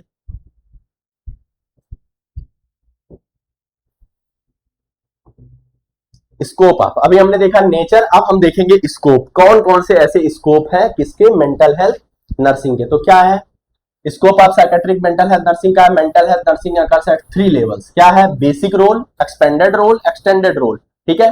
पहला हम लोग को देखना है बेसिक रोल, उसके बाद देखेंगे एक्सटेंडेड, उसके बाद एक्सपेंडेड। क्या होता है एक्सटेंडेड, क्या होता है एक्सपेंडेड, क्या होता है बेसिक रोल, ठीक है। अभी हम लोग देख लेंगे, बहुत ही ज्यादा सिंपल है, सिर्फ हेडिंग्स पढ़ेंगे कि किस तरीके से हम उसको क्या कर सकते हैं, अपनी एकेडमी के क्वेश्चन अगर हमको आ रहे हैं तो हम किस तरीके से उसको डील कर सकते हैं। क्या है बेसिक रोल? बेसिक रोल में हम पहला देखेंगे, basic level nursing practice are characterised by interventions that promote and foster health and mental health, assist client to regain or improve their coping skills or abilities and prevent further disabilities। हम basic role में क्या कर रहे हैं? Basic role में कर रहे हैं, अगर हम इसमें निकालना चाहें सारी चीजें तो क्या करेंगे? प्रमोट निकालेंगे, फोस्टर निकालेंगे, ठीक है, असिस्ट क्लाइंट निकालेंगे, रिगेन करने के लिए improve there coping skills abilities and prevent further disability. कहने का मतलब है बेसिक रोल में जो नर्स होते हैं वो क्या काम करते हैं? नर्स का काम होता है क्या करना है? प्रमोट करना है, उसके हेल्थ को फोस्टर करना है, मतलब उसको बरकरार रखना है, उसका जो हेल्थ है। उसके साथ साथ हमको क्या करना है? असिस्ट करना है क्लाइंट को कि अपनी जो कोपिंग स्किल्स है उसको पुनः वापस पा सके, रिगेन कर सके। उसके साथ साथ क्या है? Skill or abilities and prevent further disability. और हमको क्या करना है? आगे आने वाली किसी भी डिसेबिलिटी से उसको क्या करना है? प्रिवेंट करना है। This is the basic role. Basic role में क्या करेंगे? हम प्रमोट करेंगे हेल्थ को, फोस्टर करेंगे, बरकरार रखेंगे, उसके साथ साथ हम लोग उसको असिस्ट करेंगे क्लाइंट को कि वो अपने जो कोपिंग स्किल्स है, स्ट्रेटजीज है, उसको क्या कर सके? रिगेन कर सके और फर्दर डिसेबिलिटी से उसको अपने आप को क्या कर सके? प्रिवेंट कर सके। नेक्स्ट क्या है? Assist with crisis intervention, counselling and work as a case manager. हम क्या करेंगे उसमें? क्राइसिस इंटरवेंशन करेंगे, अगर कोई भी प्रकार की आपातकालीन स्थिति आती है उससे हम इंटरवीन करेंगे। उसके साथ साथ हम क्या कर सकते हैं? काउंसलिंग प्रोवाइड कर सकते हैं and work as case manager, case manager की तरह उसमें काम करना है नर्स को, ठीक। नेक्स्ट क्या है? Overall health promotion. और हम क्या कर सकते हैं बेसिक रोल में? हेल्थ प्रमोशंस भी कर सकते हैं बेसिक तरीके से, ठीक है। हेल्थ प्रमोट कैसे किया जा सकता है? हेल्थ एजुकेशन देके किया जा सकता है, ठीक है। नेक्स्ट क्या है? Expanded roles of psychiatric nurse means engagement of nurse role within the boundaries of the profession is the responsibility assumed by a nurse with the field of practice। अब इसमें क्या कर रहे हैं? प्रोफेशनल चीजें आएंगी। प्रोफेशनल चीजों का मतलब होता है कि हमारे पास एक डिग्री होगी जिसके द्वारा हम किसी चीज को क्या कर सकते हैं? प्रोवाइड कर सकते हैं। तो पहला क्या है? Nurse practitioner. नर्स प्रैक्टिशनर, ठीक है, ये एक प्रकार का कोर्स होता है जिसमें नर्स क्या करती हैं? एक स्पेशलाइज्ड केयर या स्पेशलाइज्ड डिग्री उसमें क्या की जाती है? ली जाती है और उसमें क्या करते हैं? केयर प्रोवाइड करते हैं। This is the nurse practitioner, ठीक। और क्या है? Case management. केस मैनेजमेंट का मतलब क्या होता है? केस को मैनेज करना, किस तरीके से मैनेज कर सकते हैं। एक केस दिया गया बाइपोलर डिसऑर्डर, एक दिया गया डिप्रेशन, एक दिया गया पर्सनालिटी डिसऑर्डर, एक दिया गया पर्सनालिटी डिसऑर्डर। अब हम कैसे कैसे इन केस को क्या कर सकते हैं? मैनेज कर सकते हैं। This is the case management, ठीक। ये सब केस है और इसको किस तरीके से मैनेज करना है वो हमारे expanded role of psychiatric nurse में। नेक्स्ट हमारा nurse researcher. What is the meaning of nurse researcher? Nurse researcher का मतलब होता है फर्दर स्टडी करना किसी पर्टिकुलर टॉपिक पे, या उसके बारे में और भी इलेबोरेशन करना, या उसमें और भी व्याख्या देना, ठीक। क्लिनिकल सुपरविजन मतलब होता है क्लिनिकल सेटअप्स में, ठीक है, हॉस्पिटल, इन हॉस्पिटल्स, ठीक। उसके बाद क्या है? पीयर कंसल्टेशंस मतलब होता है जो हमारे सिबलिंग्स होते हैं, जो हमारे सेम एज ग्रुप के होते हैं, उनको कंसल्टेशन प्रोवाइड करना, ठीक। नेक्स्ट क्या है? Nurse counsellor. ऑलरेडी हम लोग काउंसलर के बारे में देख चुके हैं कि नर्स काउंसलर क्या होते हैं? काउंसलिंग प्रोवाइड करने वाले जो होते हैं, प्रोफेशनल जो काउंसलर होते हैं, जो किसी पर्टिकुलर चीज के ऊपर अपनी क्या करते हैं? नॉलेज प्रोवाइड करते हैं किसी अगले इंसान को। This is a nurse counselor, ठीक। Patient education. पेशेंट एजुकेशन का मतलब होता है गिवन सिनेरियो में, जैसे हमने इतने सारे केस लिखे हैं, इसमें उसको क्या करना है? एजुकेशन प्रोवाइड करना है। डोज क्या होना चाहिए? How to prevent the disorder, किस तरीके से मेंटल इलनेस को प्रिवेंट कर सकते हैं, कैसे क्योर कर सकते हैं, उसके तरीके का एजुकेशन प्रोवाइड कर रहे हैं पेशेंट को, ठीक। और क्या है? Risk manager. अगर किसी भी प्रकार का रिस्क देखने को मिल रहा है उसको भी क्या करते हैं? मैनेज करने का काम करना है। रिस्क मैनेजर का मतलब किसी भी तरीके का शार्प ऑब्जेक्ट हटाना है और अदर चीजें। नेक्स्ट हमारा क्या है? Utilisation review nurse. Utilisation review nurse का मतलब होता है कि जो काम किया गया है उसको रिव्यू करने वाले भी क्या होने चाहिए? नर्स होने चाहिए। जो भी चीजें हमने परफॉर्म किया उसका यूटिलाइजेशन अच्छे से हुआ है कि नहीं हुआ है, जो हमारा वर्क डन हुआ है उसका रिव्यू करना भी क्या कहलाएगा? यूटिलाइजेशन ऑफ रिव्यू नर्स, ठीक। ये क्या हो गए हमारे expanded role of psychiatric nurse. तो क्या है? Nurse practitioner. डायरेक्ट याद रखना है, ठीक है। आप लोग इसको एक्सप्लेन कर लेंगे बहुत अच्छे तरीके से, मैंने एक्सप्लेन कर दिया है, उसको ही सुन करके हम क्या कर सकते हैं? एक्सप्लेन कर सकते हैं। तो क्या है? पहला nurse practitioner, case management, nurse researcher, clinical supervision, peer consultation, nurse counsellor, patient education, risk manager, utilisation review nurse. ठीक है, इसमें अगर किसी भी प्रकार की दिक्कत होगी तो कमेंट बॉक्स में आप लोग क्या कर सकते हैं, आस्क कर सकते हैं, पूछ सकते हैं। इसका क्या मिल जाएगा, डिस्क्रिप्शन हम लोग क्या करेंगे, दे देंगे। ठीक है, तो ये क्या है, expanded role of psychiatric nurse. Next हमको देखना है एक्सटेंडेड। ठीक है, क्या है एक्सटेंडेड? एक्सटेंडेड में क्या है, role of psychiatric nurse. Nurse is extended role work in a wide array of areas like school, college, private practice, military, primary care centre, prison, home health agencies, behavioural care company, centre and disaster management campus. ये बहुत ज्यादा broad हो गया। Extended मतलब बहुत ज्यादा इसका जो है एरिया है वो क्या हो चुका है, ब्रॉड हो चुका है। ब्रॉड होने का मतलब कहां कहां पे चला गया है, देखिए यहाँ पे कि areas like school, college, private practice, military, army के सेटअप में, प्राइमरी केयर सेंटर्स में, ठीक है, प्रिजन में, प्रिजन जेल वेल में भी चला गया है। ठीक है, उसके साथ साथ क्या है, होम हेल्थ एजेंसीज, उसके बाद क्या है, behavioural care company centre and disaster management campus. बहुत सारा एक्सटेंडेड रोल हमारे मेंटल हेल्थ नर्सिंग का हो चुका है, स्कूल में, कॉलेज में, प्राइवेट सेक्टर में, मिलिट्री में, प्राइमरी केयर सेंटर में, और हमारे साथ साथ क्या है, जो प्राइवेट सेक्टर्स हैं हमारे, उसके साथ साथ क्या है कि किस तरीके से डिजास्टर मैनेजमेंट कैंपस हम लोगों ने बनाया है। तो मेंटल हेल्थ नर्सिंग बहुत ज्यादा क्या हो चुका है, ब्रॉड हो चुका है। तो एक्सटेंडेड रोल क्या हो गया, वाइड एरिया हो गया, मतलब इसका एक्सटेंडेड एरिया हो गया। ठीक, क्या है इसमें, clinical nurse specialist. Clinical nurse specialist का मतलब एक पर्टिकुलर स्पेशलिस्ट या पर्टिकुलर केस के हिसाब से नर्स को क्या किया गया, बनाया गया। उसके बाद क्या है, community psychiatric nurse. Community psychiatric nurse का मतलब क्या हो गया, कम्युनिटी एरिया में। कम्युनिटी एरिया मतलब जैसे कम्युनिटी हेल्थ नर्सिंग पढ़ते हैं, गांव गांव जाकर के हम क्या करते हैं, साइकेट्रिक चीजों को क्या करते हैं, इनहेंस करने का काम कर रहे हैं। ठीक है,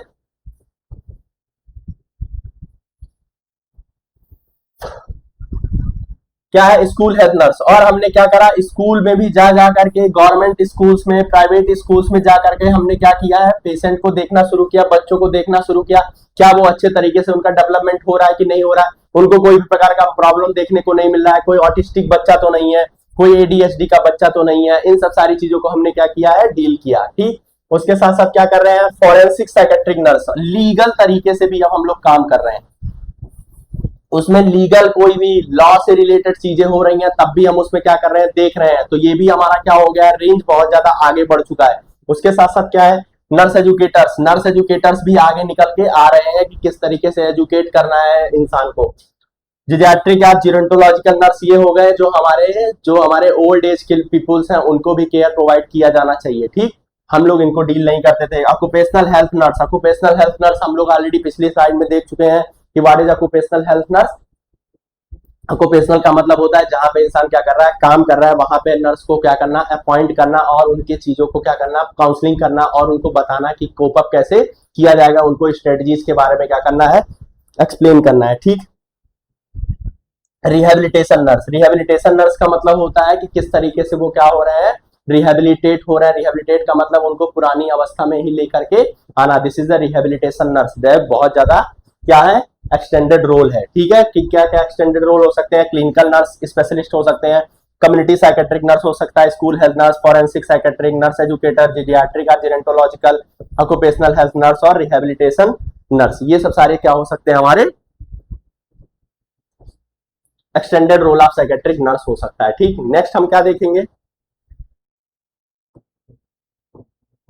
role and function of mental health nurse in various setting and factors affecting the level of nursing practice. कौन कौन से ऐसे फैक्टर्स हो सकते हैं किसके, साइकेट्रिक नर्स के, और कैसे कैसे वो फंक्शनिंग कर रही हैं और मेंटल हेल्थ को क्या करने के, इनहेंस करने के लिए। ठीक, क्या है, mental health nurse responsible for planning and providing support and nursing care to people who have mental health related issues in different setting. कहने का मतलब है, पहले नंबर तो हमको नर्स का रोल पता होता है। नर्स का सबसे पहला काम है असिस्ट करना और उसके साथ साथ क्या करना, उसको केयर प्रोवाइड करना और जो हमने प्लान किया उसको इंटरवीन करना। तो इंटरवीन कहा, मेंटल हेल्थ की बात हो रही है तो मेंटल इलनेस से रिलेटेड प्रॉब्लम हो रही है अगर, तो उसमें हमको क्या करना है, इंटरवीन करना है। ये हमारा रोल, पहला ही रोल हो जाता है किसका, मेंटल हेल्थ नर्स का। ठीक, नेक्स्ट क्या है, यहाँ पे लिखा हुआ है क्या है, in hospital IPD and OPD कैसा कैसा रोल होना चाहिए, किन किन जगहों पे होना चाहिए, inpatient department, outpatient department, IPD और ओपीडी दोनों में रोल होना चाहिए नर्स का। आईपीडी में क्या है, सेफ्टी एंड सिक्योरिटी उसको प्रोवाइड करनी है, उसके साथ साथ ओपीडी में उसको इन्वायरमेंट अच्छा देना है, ठीक है। इन्वायरमेंट कैसा देना है, अच्छा देना है। कैसा इन्वायरमेंट होना चाहिए, क्विट एंड काम होना चाहिए, एंड काम होना चाहिए। नेक्स्ट है सेफ्टी। हमारे मेंटल हेल्थ के पेशेंट के लिए बहुत ज्यादा जरूरी होता है कि हम कैसा उसको सेफ्टी प्रोवाइड कर रहे हैं, ठीक। सेफ्टी कैसा प्रोवाइड कर रहे हैं। सेफ्टी का मतलब होता है कि शार्प ऑब्जेक्ट को हटाना है, ठीक। उसके साथ साथ हम क्या कर सकते हैं, सेफ्टी कभी भी उसको अलोन नहीं छोड़ना है, कभी भी उसको अकेला नहीं छोड़ना मेंटल हेल्थ के पेशेंट को, ठीक है। वो कुछ भी कर सकता है, उसको सुसाइडल थॉट्स आ सकते हैं, वो किसी भी ऑब्जेक्ट्स को लेकर के अपने आप को हार्म कर सकता है या किसी दूसरे को भी हार्म कर सकता है, ठीक। रिस्क असेसमेंट भी सेफ्टी की तरह ही होता है कि हम कोई भी रिस्क को क्या करेंगे, असेस करेंगे। अगर ऐसा कोई रिस्क देखने को मिल रहा है, बार बार उसको सुसाइडल थॉट्स आ रहे हैं, बार बार उसको स्टूपर हो रहा है, बार बार उसको क्राइसिस का चांसेस बन रहा है, तो उस तरीके से हम क्या करेंगे, रिस्क को असेसमेंट करेंगे, उस तरीके का प्लान बनाएंगे और उस तरीके से हम उसको क्या कर सकते हैं, केयर प्रोवाइड कर सकते हैं। नेक्स्ट हमारा क्या है, provide physical and biological interventions. Next है काउंसलिंग प्रोवाइड करेंगे, केस मैनेज करेंगे। उसके साथ साथ क्या करना है, discharge and referral, most important. अगर आपसे नहीं बन पा रहा है तो आप इस क्या करिए, पेशेंट को डिस्चार्ज करिए या रेफर करिए। डिस्चार्ज करने का मतलब है क्या करिए, अगर वो ठीक हो गया तो उसको क्या कर सकते हैं, हम डिस्चार्ज कर सकते हैं। रेफरल बहुत तरीके का हो गया, एक तो रेफरल हमारा वार्ड से दूसरे वार्ड में हो सकता है या दूसरे हॉस्पिटल में भी हो सकता है, ठीक है। नेक्स्ट हमारा क्या है, पेशेंट असेसमेंट, और हमको क्या करना है, असेसमेंट करना है किसका, पेशेंट का। ये सब सारे किसके फंक्शंस हैं, रोल हैं, हमारे जो मेंटल हेल्थ नर्स हैं उनका काम है। कहां कहां पे, आईपीडी ओपीडी में हो गया, सेफ्टी हो गया, रिस्क असेसमेंट हो गया, physical and biological interventions provide करने के लिए, उसके साथ साथ case management, counselling, discharge and referral, patient assessment, ये सब सारे क्या है, हमारे रोल है किसके, मेंटल हेल्थ नर्स के, ठीक है। एक बार देखेंगे कि ये हमारे क्या है, फंक्शन है या रोल है, ठीक। नेक्स्ट दूसरा क्या है, साइकोथेरेपी यूनिट्स में भी क्या हो सकता है, रोल हो सकता है। क्या साइकोथेरेपी मतलब किस तरीके का मेडिसिन प्रोवाइड कर रहे हैं, किस तरीके का थेरेपी प्रोवाइड कर रहे हैं, उस यूनिट को अच्छे तरीके से तैयार करना है।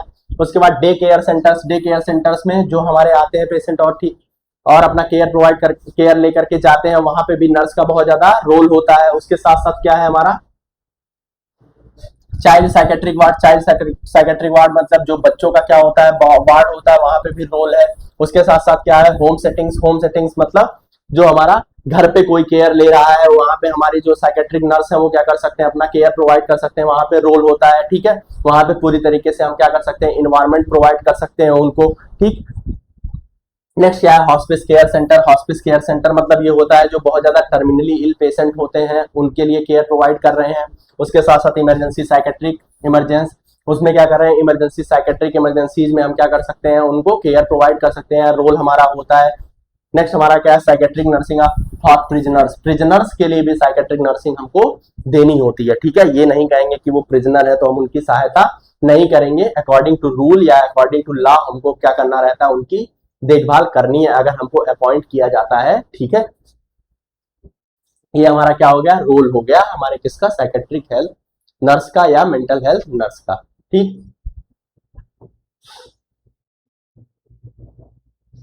नेक्स्ट क्या है, factor affecting the level of nursing practice are as follows. कहने का मतलब है कौन कौन से ऐसे फैक्टर्स हो सकते हैं जो क्या कर रहे हैं, क्लिनिकल प्रैक्टिस को या मेंटल प्रैक्टिस को हमारी जो क्या कर रहे हैं, प्रोवाइड कर रहे हैं, या फैक्टर अफेक्ट कर रहे हैं या इन्फ्लुएंस कर रहे हैं। तो क्या हो सकता है आपके हिसाब से, प्रोफेशनल क्वालिफिकेशन बहुत ज्यादा इंपॉर्टेंट है। कैसा क्वालिफिकेशन उस नर्स के पास है, कहने का मतलब है किस तरीके का क्वालिफिकेशन उसके पास है, तभी तो वो कोई केयर प्रोवाइड कर सकता है। हमको अगर नॉलेज ही नहीं है उस चीज का तो हम किसी को केयर कैसे प्रोवाइड कर सकते हैं। अगर हमारे पास उस सिनेरियो के बारे में कोई भी स्टडी नहीं करा है, हमने रिसर्च नहीं किया, हमने स्टडी नहीं किया है, हम किसी राह चलते हुए इंसान को मेंटल इलनेस का तो डॉक्टर बना नहीं सकते हैं। इसका मतलब है कि प्रोफेशनल क्वालिफिकेशन उसके पास होना चाहिए। क्या है, the role and functions of psychiatric nurse largely depend on their qualification. कहने का मतलब है किस तरीके का क्वालिफिकेशन, बीएससी नर्सिंग कर रहा है तो उसके क्वालिफिकेशन अलग है, मास्टर्स कर लिया उसने तो उसका क्वालिफिकेशन अलग, मतलब वो जैसे जैसे अपनी डिग्री को क्या करता है, इनहेंस करता रहता है, उसका जो क्लिनिकल सेटअप्स होता है या उसकी जो नॉलेज होती है या जो उसका इनहेंस होता है, जो स्किल्स होते हैं, वो धीरे धीरे क्या बढ़ते रहते हैं। तो professional qualification is the most important. ठीक है, नेक्स्ट क्या है, प्रोफेशनल एक्सपीरियंस। प्रोफेशनल एक्सपीरियंस का मतलब हो गया प्रोफेशनल क्वालिफिकेशन तो उसने ले लिया, मतलब बीएससी कर लिया, एमएससी कर लिया, पीएचडी कर लिया, लेकिन उसने कोई एक्सपीरियंस नहीं है। कहने का मतलब है कभी वो वार्ड में खड़ा ही नहीं हुआ है, तो वो क्या कर पाएगा, कुछ नहीं कर पाएगा। ठीक है, वो अगर उसको सिचुएशन ही नहीं मिला है, कभी उसने डिग्री ले लेके रखा हुआ है, तो क्वालिफिकेशन का कोई मतलब नहीं है। और क्वालिफिकेशन का मतलब इसलिए नहीं है क्योंकि उसने एक्सपीरियंस नहीं लिया, उसने सिचुएशंस को देखा नहीं है। लेकिन हमारे लिए क्या है, क्वालिफिकेशन भी जरूरी है। अगर आपने एक्सपीरियंस लिया है और क्वालिफिकेशन आपके पास नहीं है, तो आप लीगली वहां पे क्या नहीं हो सकते, खड़े नहीं हो सकते। इसीलिए क्वालिफिकेशन के साथ साथ प्रोफेशनल एक्सपीरियंस होना चाहिए। ठीक है, another important factor is the professional experience that influences the role and function of psychiatric nurse। Simple सा कहने का मतलब है, अगर जिस तरीके का बहुत सारे एक्सपीरियंस लोग होते हैं, बहुत सारी चीजों को क्या कर लेते हैं, डील कर लेते हैं, बोलते हैं कि मैं ठीक कर दूंगा, ऐसा नहीं है।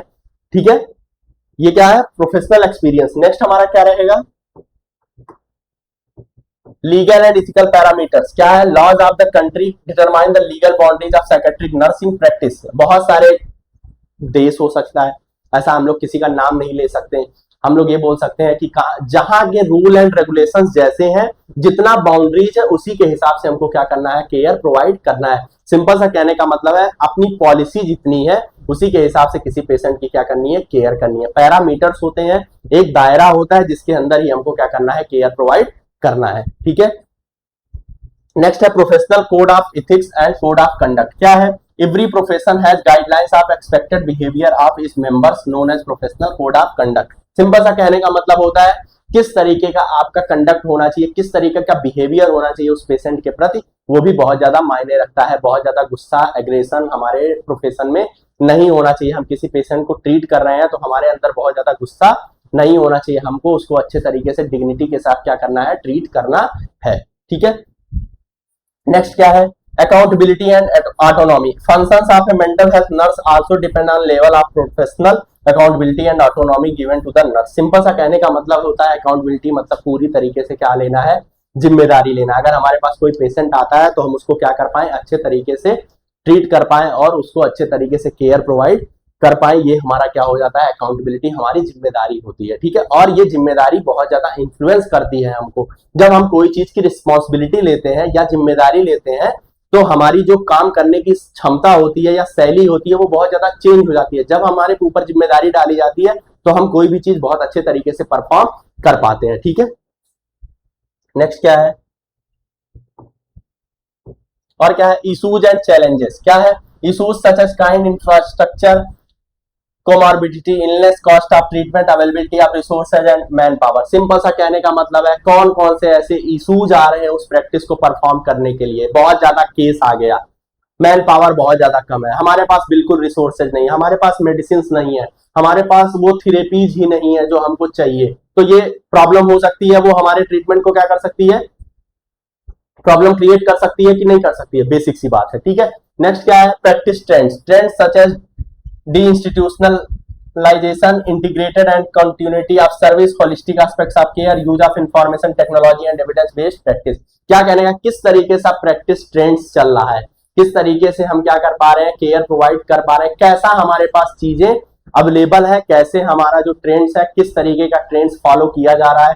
बहुत सारी चीजें होती हैं, कैसे पीपीई का ट्रेंड्स आया था बहुत ज्यादा कोविड-19 में, ग्लव्स मास्क का ट्रेंड्स आया था, उसको किस तरीके से डील करना है वो भी इन्फ्लुएंस करता है। नेक्स्ट क्या है, professional practice standards and quality of care. These standards identify the competency requirement for psychiatric nurse in practice and guide their function according to the expected norm. Simple सा कहने का मतलब है कि हम किस तरीके का स्टैंडर्ड्स और क्वालिटी ऑफ केयर उसको प्रोवाइड कर रहे हैं, किस तरीके का हमने जानकारी लिया है और किस तरीके से हम उसको क्या कर रहे हैं, परफॉर्म कर पा रहे हैं, वो भी इन्फ्लुएंस करता है। जैसे हम लोग फंडामेंटल पे पढ़ते हैं नेग्लिजेंस, ठीक है, अगर हमने क्या किया है, प्रैक्टिस को ही अच्छे तरीके से नहीं सीखा है तो हम किसी चीज को प्रोवाइड नहीं कर सकते हैं। ठीक, नेक्स्ट हमारा क्या है, personal characteristics of nurse.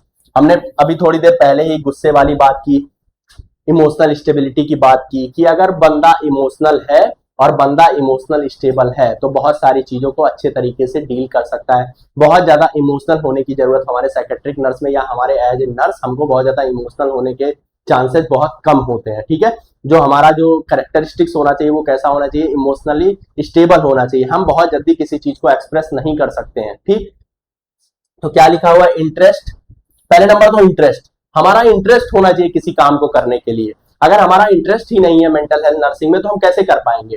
Without interest कोई भी चीज अच्छी नहीं हो सकती है। हमको इंटरेस्ट जागृत करना पड़ता है, जागरूक करना पड़ता है, तभी हम किसी चीज को क्या कर सकते हैं, अच्छे तरीके से परफॉर्म कर सकते हैं। तो क्या है, professional competencies, emotional wellbeing, values and many personal characteristic of A psychiatric nurse.